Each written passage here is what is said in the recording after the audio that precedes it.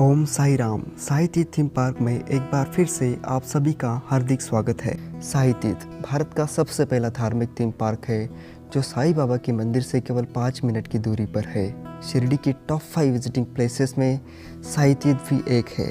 जब साईं बाबा औरंगाबाद जिले के धूपखेड़ा गांव से चांद पाटिल के रिश्तेदार की बारात में शिरडी के खंडोबा मंदिर पधारे, तब खंडोबा मंदिर के पुजारी मानसापति जी ने उनका स्वागत किया। तब से बाबा और मानसापति जी का एक अनोखा रिश्ता सा बन गया। साईं बाबा बाराती बन के शिरडी आए और युगों युगों के लिए शिरडी वासी बन के रह गए। मानसापति, अप्पा जागले और उनके स्नेही काशीनाथ शिंपी, इन्होंने साईं बाबा की रहने की व्यवस्था शिरडी के एक पुरानी मस्जिद में कर दी और साईं बाबा ने भी इस मस्जिद को अपना ठिकाना बना लिया। बाबा का इस मस्जिद से अब लगाव सा बन गया था। वो इसे द्वारका माई, द्वारावती, मस्जिद माई कह के पुकारने लगे। तब से बाबा ने द्वारका माई के अलावा कहीं भी विश्राम नहीं किया। लेकिन सन 1909 की वो एक तूफानी रात थी। शिरडी में झमाझम बारिश हो रही थी। बारिश इतनी जोरदार थी कि द्वारका माई में ढेर सारा पानी भर गया। कहीं भी ऐसी जगह नहीं बची थी जहाँ बाबा विश्राम कर सके, और बारिश है कि बंद होने का नाम नहीं ले रही थी। ऐसे में गाँव के लोग चिंतित हो गए कि अब ऐसी हालात में बाबा कहाँ सोएंगे। कोई बाबा को अपने घर चलने को कह रहा था तो कोई कहीं और, पर बाबा है कि द्वारका माई छोड़कर कहीं जाने के लिए तैयार नहीं थे।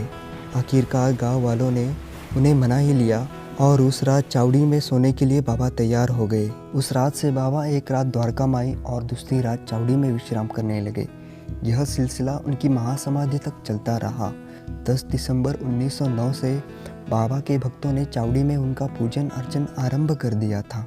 जब चावड़ी विश्राम करने की रात्रि आती तो उस रात्रि को भक्तों का अपार जनसमुदाय द्वारका माई के सभा मंडप में एकत्रित हो जाता। घंटों तक संत तुकाराम ज्ञानेश्वर महाराज के अभंगों पर भजन करते रहते। ताल, चिपली, मृदंग, खंजरी, ढोल, करताल आदि नाना प्रकार के वाद्यों से द्वारका माई का सभा मंडप मानो झूम उठता।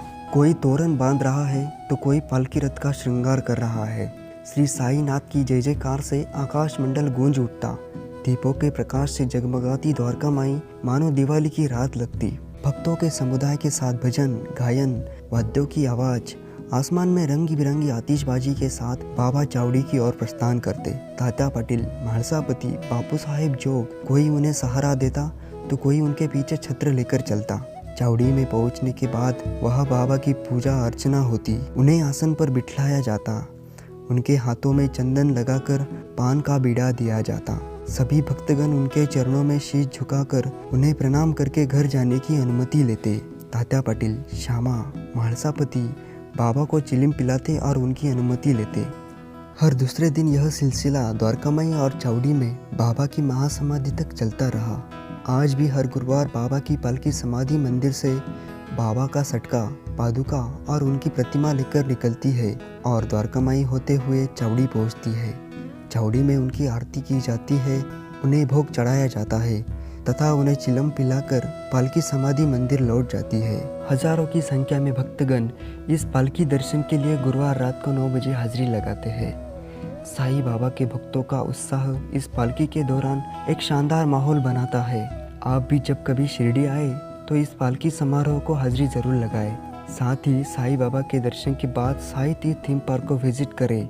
शिरडी और साईं बाबा के बारे में अधिक जानकारी के लिए हमारे चैनल को सब्सक्राइब अवश्य करें। ओम साई राम।